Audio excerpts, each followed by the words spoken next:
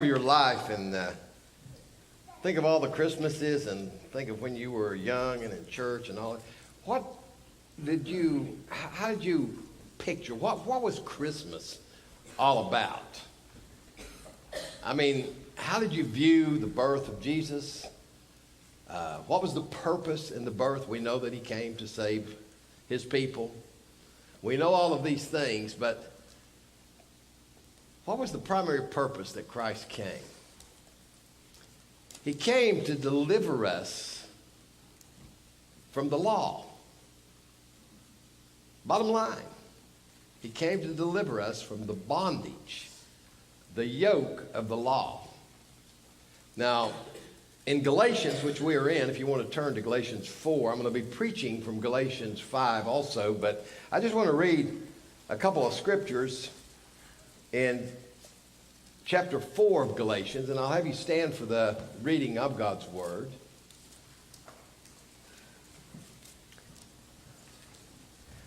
Read verse 4. It says, "But when the fullness of time had come, God sent forth his Son, born of a woman, born under the law." And of course we know, born of a virgin. Absolutely a necessity, otherwise he cannot be God. If Mary was not a virgin, we have no God. We have no deliverer. We have no hope. If the blood of the Father was not running through the veins of Jesus Christ, who is God, then we have no hope whatsoever, because it took God to deliver us from the bondage that we were born under and the depravity. But he was born under the law to redeem, now look at this, to redeem those who were under the law, that we might receive the adoptions as sons. I preached a couple of weeks ago on adoption, how important and how precious it is to be an adopted child of the King. "And because you are sons, God has sent forth the Spirit of his Son into your hearts, crying out, Abba, Father." Father, we pray that you just bless the reading of your word this morning. We pray, God, that we can glean from it and get a much clearer picture of what we celebrate when we celebrate your birth. And Father, we ask these things in Jesus' name. Amen. I want to preach this morning on the subject, stand fast. Stand fast. One of the greatest lies that has ever been perpetuated upon religion is the lie that salvation is through man's ability. Probably 80% of our denominations believe that it's through our ability that we achieve salvation. Now, Paul is very specific in this little letter to the churches in Galatians who were being swayed over to the mentality of salvation is through what they can accomplish through human merit. And that mentality still exists today. It exists in many Baptist churches. It exists in all denominations. Now, Paul is very concerned, and he is warning in this particular passage of Scripture, he is warning the Galatians, the churches in Galatians, the people in Galatia, to stand fast. To stand fast. Salvation through works is a sin. I'm going to just put it out to you. That's all I knew growing up. How many of you recall growing up and thinking it was about you to achieve your salvation? I don't know many people in the Bible Belt that don't believe that. We thought that it was something that we could do or something that we would do in order to achieve the love of God, to receive the love of God, when in fact that is a complete and a total impossibility according to the Scriptures. Salvation only comes one way, and that is through the righteousness of Christ. That's why he was born. He was born to replace the law, which was proven it could not possibly be kept in order for an individual to achieve their own righteousness. Now, when you listen to these things, you think to yourself, well, if this is the case, if this is what can I do? Nothing. There's nothing you can do. The arrogance and the hypocrisy of man will always lean toward human ability rather than the grace of God in order to achieve communication and salvation with God, when the Bible is very clear, the New Testament, that the law has been replaced by Jesus Christ. That's why he came. That's why he was born of a virgin. That's why he walked on this earth sinless for many, many years. Some say 33. We're not sure. But that's why he hung on a cross, to achieve righteousness for those of us who could not possibly receive righteousness through keeping the law. So I suggest this morning that all preachers, all people, and I've done it in the past myself, who preach there is some works to add to your salvation. It's a sin and it is a crime to the cross of Calvary.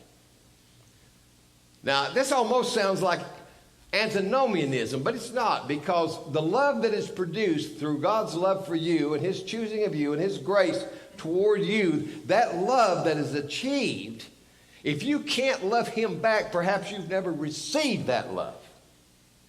If you can't in your heart through the Holy Spirit have a passionate love for God. See, the Holy Spirit points us to Calvary. It points us to Christ. That love that we have achieves our obedience, and let me say that word once again, our obedience to serve God. If you don't serve God, you're disobedient to the work that he accomplished at Calvary, and you're disobedient to who Christ wants you to be as a believer. So obedience is certainly involved, but has nothing to do with salvation. Now, this crime was being perpetuated upon Galatia, the churches in Galatia.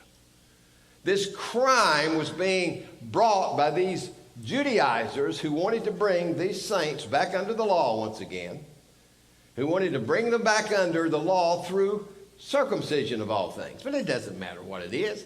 In modern society, it's baptismal regeneration, it's church attendance, it's length of your hair, it's do this and do that, and if you believe this way, what translation do you use? That's all nonsense. It is an affront to the work of Christ. And all religions that teach this, you must say, boy, preacher, you've really gone off the deep end. That dog must have bit your brain or something. I'm just going to tell you this morning what the Bible teaches. I don't care what you've always heard. I don't care what Jack Lake preacher stood on his bully pulpit and told you what you had to do in order to be saved. You had to do this, do that, and you had to accomplish this and accomplish that. You had to do all of these things. I've said many times, it would be easier to preach legalism and works, because y'all would get to it then if you thought you was going to go to hell if you missed a church service. But that's not what the Bible teaches. Now, Paul is so concerned here about these Galatians. Paul is so concerned that he's trying to encourage them not to listen to these people that was bringing a crime and a sin and a lie to them by preaching they had to add something to the righteousness of Christ and what he did at Calvary. So, I'm going to begin reading with verse 1 through 7. Stand fast, therefore, in the liberty by which Christ has made us free. Won't y'all say, just read it with me. Stand fast, therefore, in the liberty, and do not be entangled again with the yoke of bondage. Continue to read. Indeed,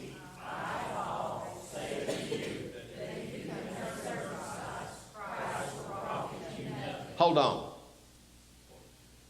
If you complete this work of circumcision, Christ doesn't mean anything to you. if you believe that water baptism enhances your relationship with God, Christ does not mean anything to you. All that he did was useless. There was no need for him to do anything. If you believe that this legalistic mentality has the ability to make you walk closer, or to make you a better Christian, or to make you walk with God. So, I'll continue reading myself for the rest of it. Verse 3, and I testify again to every man who becomes circumcised that he is a debtor to keep the whole law. We'll talk about that a little bit later. You have become estranged from Christ, you who attempt to be justified by the law. How many people do you know at the workplace that's attempting to be justified by some law or some legalistic thing that they do? Raise your hand. Don't be ashamed. Some of you don't even know what I mean. How many of you have ever known somebody that believes it's something about their appearance, something about what they do that gives them a close, and gives them an arrogance that they're better than you? Now, hands went up everywhere just then. We all know that. As a matter of fact, we perhaps may have been one of them at one time until we learned something. And see, that's where the problem comes in. Too many people never learn anything. They come into a church, all they hear is evangelism every Sunday. They don't hear about grace. They don't hear about any of the things that gives us our freedom. It keeps us under the yoke of bondage. Therefore, when we live our lives that way, then it's all about us. It's all about what we do, how we can accomplish our self-righteousness, how we can accomplish a closer walk with Jesus. And let me tell you something. When you rip that mentality away from a legalistic person who is depending upon what they do, they will get angry. Because they've always depended upon themselves to be good enough for God. Let me tell you, this morning, according to these scriptures, it's a crime. It is an affront to a holy God if you think there's anything about you that can bring righteousness. That's pretty strong, isn't it? And most preachers that preach it get slammed a little bit too. Oh, surely, surely. I make fun a lot of the old song. If working and praying can do anything, Lord, then surely I'll make it. Surely I will. Will you? Will you? You listen to the words of that silly song. There's nothing about a song like about your works. We ought to work. We ought to pray. I don't disagree with that, but that's not the reason you're going to make it. The reason you're going to make it is the blood of Christ and the righteousness of Christ that was shed for you at Calvary, and the only thing that can atone for who you are is a totally depraved sinner. Any other way is the wrong way, according to Paul in these scriptures that I'm looking at this morning. And then in verse 3 it says, and I testify again to every man who becomes circumcised that he is a debtor to keep the whole law. You have become estranged from Christ. You hear that? Any works you've added to the righteousness of Christ in your life, you are estranged to the truth. Boy, I like that. I can point with that sucker. But think about that just for a second. You have, and look at this. Oh, this is one of the favorite Arminian misinterpreted verses. You have fallen from grace. See, right there it proves you can fall from grace and lose your salvation. We'll look at that deeper in a minute. You can't lose your salvation if you're under the blood of Christ and the righteousness of Christ. For we through the Spirit eagerly wait for the hope of righteousness by faith. For in Christ Jesus, neither circumcision nor uncircumcision avails anything, but faith working through love. You ran well. Who hindered you from obeying the truth? Now, let's break this down so you don't think I'm making all this stuff up. So it's preached so seldom in churches, people think somebody that does preach it is making it up. So let's see what the scriptures say. It doesn't matter what you think. It doesn't matter what I think. What matters is what the scriptures say. and what the scriptures think. So we see Paul is giving an appeal here. He is pleading for them to stand fast. Don't be swayed by these legalists. Let me tell you something. Legalism has a powerful influence on people. You get in a group of legalists, and before you know it, you just like them. Has a tremendous appeal. But anyway, he's telling them, hey, you have liberty. You have freedom. You have liberty through Christ. And you go, of course, early on in the earlier verses, he says, hey, who has bewitched you? Who's deceived you into believing that you can do anything to add to the work of Christ? And here he says to stand fast. And in light of everything that Paul has previously said, coming up to this point, he now challenges the Galatians to walk in the truth that he has presented. Stand fast, therefore, in the liberty by which Christ has made us free, and do not be entangled again with a yoke of bondage. Powerful verse right there. Stand fast in the liberty of Christ that made us free. You began with freedom. You began with grace. You began with the freedom and the abandonment of the law. No longer does the law have a yoke on you. No longer does the law have any control over you. And now these people are coming in and say, oh, yes, it does. You must be circumcised. And this is just one thing throughout church history that has brought on legalism. Circumcision is just one of the many. But anyway, the fact that Jesus has made us free should be something that we rejoice about and not feel uncomfortable about. If we live in bondage to a legal relationship with God, it isn't because God wills it. God pleads with us to take his strength and to walk in the freedom that he offers because, listen, he was born in a manger to do away with the law, not to bring more law. Y'all follow me? That's what Christmas is all about. He came into the world to give us a way apart from the law, which was an impossibility for us to be able to adhere to. His strength and his walk and our walk of freedom comes through the righteousness of Christ. And he says, don't be entangled again with a yoke of bondage. Now, significantly, it is Christ who has made us free, and he alone. Nothing you could ever do could free you and give you the religious freedom that Christ has already given us. We don't make ourselves free. Freedom is a gift of God. That's our Christmas gift from Jesus. How about that? He has made us free through his death and his burial and his resurrection. God pleads with us to take his strength and to walk in this freedom and to not be entangled again with the yoke of bondage.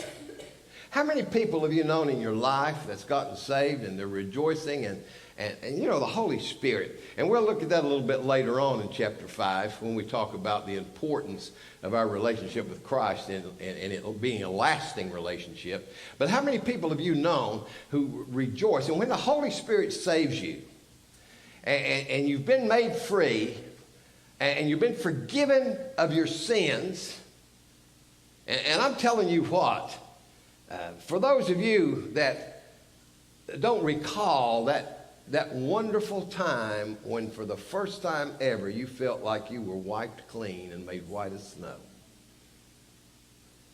If you've never had that, examine yourself. Because when you're truly saved, you rejoice like never before. You rejoice, you want to tell others about it. You rejoice in what Christ has done for you. All of a sudden, you go from a person that's carrying the bondage of your depravity, and you've carried it all your life. You've got skeletons in your closet. You've got evil in your past. You've got wickedness that you don't want anybody to know about, but you know that God knows about it. But then all of a sudden, through salvation, you've been delivered. And then the first thing you run into at work the next Monday is some clown telling you, well, that's not enough. This is exactly what the Judaizers are doing. Well, that's not quite enough. I'm sure that you asked Jesus into your heart. But now you got to be baptized in Jesus only. Now you got to be immersed in Jesus only. They baptize you in the Father, the Son, and the Holy Spirit. That's not enough. You also need to cut that hair. If you're a man. If you're a woman, you need to grow that hair.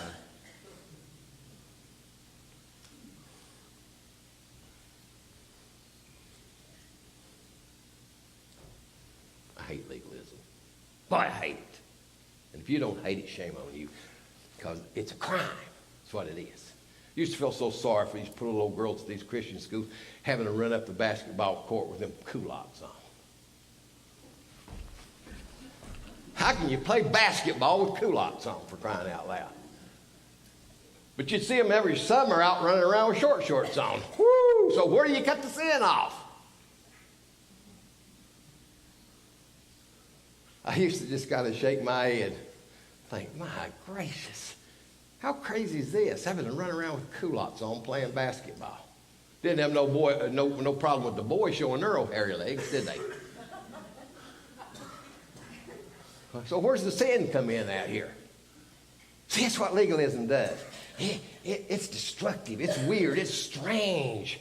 If the Holy Spirit's not capable of bringing you to where you need to be, then I'm going to tell you right now, no amount of works that you're adding to it is going to do anything to bring you where you need to be.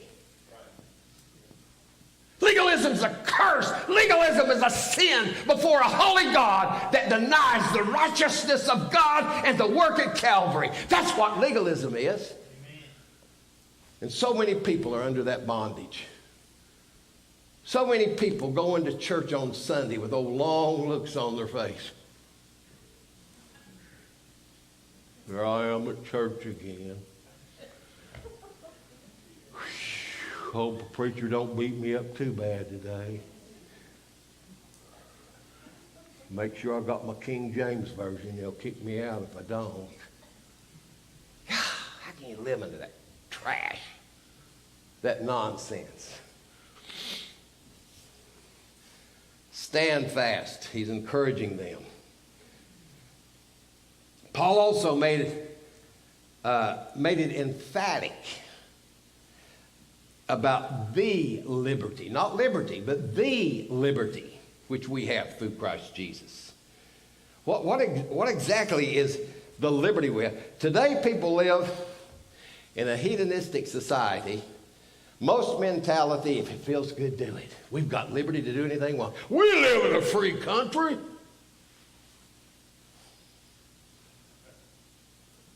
We can do whatever we want to do. Isn't that the truth? Well, my goodness, I don't see nothing wrong with that. After all, the preacher preached about that grace stuff. I can do whatever I want to do. That's not the liberty that he's speaking of here. The liberty. Today, people live in this hedonistic society, and they pursue freedom, but what kind of freedom are they pursuing? Freedom to do whatever they want to do. Freedom to live in adultery. Freedom to live in sodomy. Freedom to abort your child, to kill your child in the womb. Freedom to do anything you want to do. Is that real freedom? That's not the freedom that Paul is speaking of here. Never denying any desire is the freedom the world sees. In other words, whatever you want to do, you go ahead and do it. God will overlook it.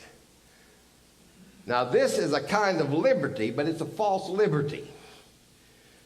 But it is not the liberty that Paul is speaking of here. The liberty is our freedom from the tyranny of having to earn our own way to God. Now, that's what it's speaking of in this particular passage of Scripture. The freedom from sin and guilt and condemnation. There is therefore Paul says writes to the Romans, there is therefore no condemnation. And the legalists are those that are antinomian, love to take that verse, say there's no condemnation. We can do whatever we want to do. We're free to sin all we want, amen. If you read that properly, there's no condemnation to those that love the Lord and are called according to his purpose. We see that there is no penal servitude to who we once were as sinners. In other words, we're no longer slaves under the yoke and the bondage of the sinner that we once were. Christ has delivered us through liberty and freedom. He has freed us to love him and to seek to serve him through his grace and through his mercy. So we have the freedom. We've been freed from the tyranny of having to earn our own way to God. The freedom from sin and guilt and condemnation. Freedom from the penalty and the power. And eventually, freedom of life for eternity. And it uses the term here, steadfast. Or stand fast, I'm sorry. Stand fast. It means that it takes effort to stay in the place of liberty. It takes effort to stay in the place of liberty. Someone who is legally made free in Jesus can still live in bondage and choose to live in that bondage. They can be deceived into placing themselves back into slavery, and this is what happens so often in churches throughout America, who want to place some legalistic yoke upon you in order to feel like you're really a Christian. The great evangelist D.L. Moody illustrated it by quoting an old former slave, a woman in the South. This was following the Civil War. Now, being a former slave, she was confused about her status and asked, "Am I free? Or am I not free?" This was the question many slaves would ask in those days. She says, "I don't know whether I'm free or not. Some people told me that Abraham Lincoln signed a proclamation that made me free, but the boss says I'm not free. So I'm not sure whether I'm free or not." Christ signed the proclamation by dying on an old rugged cross that we have been freed and we're under his blood and we're under his righteousness. And by doing so, we have complete and total freedom. We've been set free. It's that simple. Many Christians are confused on this same point. I will not deny that a person can be under the bondage and the yoke of legalism and still be saved. They kind of remind me of the guy on the airplane. He just barely had enough money to get a ticket to fly to his family's home for a holiday. And he was on the plane, and they were passing out food to everyone. And every time they would come by and say, "Would you like something to eat?" he would say, "No." And then finally, the lady comes, "Are you sure you don't want anything to eat?" And he said, "Well, how much is it?" She said, "It's free. It comes with the ticket." Freedom comes with the righteousness of Christ and what Christ did at Calvary.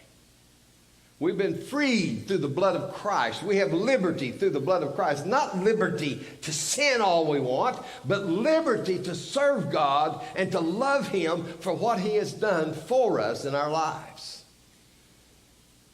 We no longer have to serve the old massa. The old massa no longer there. The law is no longer what we serve, but yet many want to tell us it's the law what we need to serve.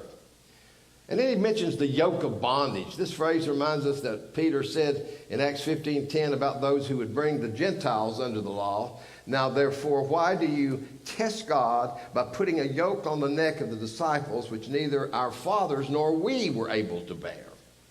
In other words, why do you want to put these Christians back under slavery when we Jews couldn't even handle that? We couldn't even keep the law. Certain Jewish teachers of the day spoke of the law of Moses as a yoke. But they used the term in a very favorable light, not in a negative light. Paul saw a legal relationship as a yoke, but as a yoke of bondage. It is related to slavery and not at all related to liberty. Now, this yoke of bondage does nothing but entangle us. We try hard to pull God's plow. How many of you, at some point in your Christian walk, found it very testing to try to pull God's plow? I must do this. I must do that. Oh, I must do this. Oh, I must do that. The preacher says I got to do. The preacher says I got to do this. The preacher says I got to do that. Oh, this yoke is getting heavy. How many of you have ever had that yoke on you? If you've ever been to Christian school, you've had it on you, hadn't you? Yeah. Well, some Christian schools. I've heard of one that's not quite so bad. Mostly the independent, fundamental Jack Hyles type of schools. But anyway, this yoke of bondage, it's a terrible thing.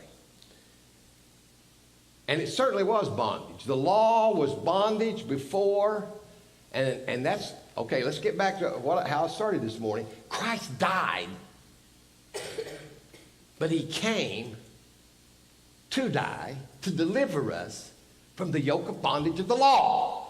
In other words, that little baby in the manger was all about getting rid of the law of Moses, to take us to freedom and take us to liberty from underneath the bondage and the yoke that had been placed upon humanity by the Mosaic law. And now these Judaizers was trying to bring everybody back in. Jewish teachers counted up to 613 laws that you had to keep. Jason, you think you can memorize all 613 of them? Well, how can you keep them if you don't even know what they are? But of course, the legalists of the day who spent every day studying that, I know all 613 laws. Do you keep them all? Then they lie. Yes. No. If I'm going down the highway, and of course I always keep the speed limit, but let's say I wasn't keeping the speed limit, and I'm going down the highway at 55 mile an hour zone, 60 miles an hour. And all of a sudden, I think, oh boy. And the highway patrolman pulls me over. Brother Ron? Ron used to be a highway patrolman. And all of a sudden he comes up, let me see your license, boy. Is that the way you used to do it? Let me see your license, boy. And I'm going to plead my case, Dustin. I'm going to plead my case. Here's my license. What's the problem? You were going 60 miles an hour in a 55 mile an hour zone. Well, that ain't bad. I used to go 80 miles an hour down through here. Yeah, but you broke the law. But what about all of those times that I drove 55? I'm a good husband, a good father. I love my church. I try to pay my tithes. I do all of these things for Jesus. How can breaking that one little law be a sin? Are you going to give me a ticket? Let me finish writing this out.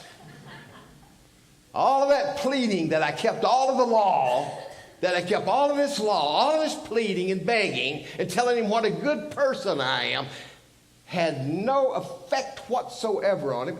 And that's just a miniature picture of trying to keep the law. If you can keep all of the law, then you don't need Jesus.